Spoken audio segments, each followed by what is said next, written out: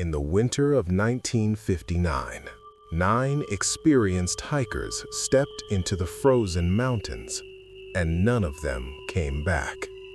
There were no final calls, no distress signal, no warning, just snow. Endless white snow and silence. They were young, strong, adventurous, students with dreams bigger than the mountains they were climbing. They laughed for the camera, they wrote in their journals, they posed in the snow like this was just another unforgettable trip. But sometimes, the mountains don't forget. On the night of February 1st, something happened. Their tent was later discovered half buried in snow.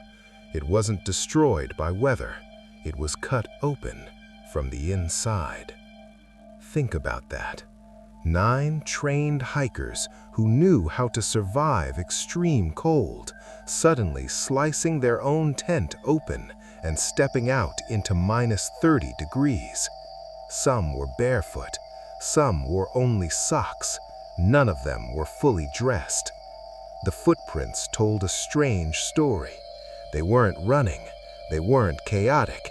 The tracks showed calm, controlled steps, as if they willingly walked into the freezing darkness.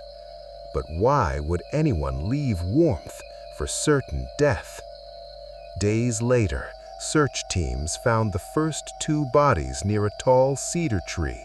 No jackets, no shoes, skin burned by frost. Official cause? Hypothermia. But that was just the beginning. Further into the snow, more bodies were discovered. One had a cracked skull. Another had ribs so violently broken, doctors compared the impact to a car crash.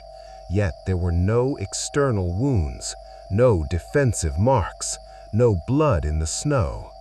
It was as if something powerful, something invisible, had crushed them from the inside. Months later, when the snow finally began to melt, the last 4 were found deep in a ravine, and that's when the mystery turned darker.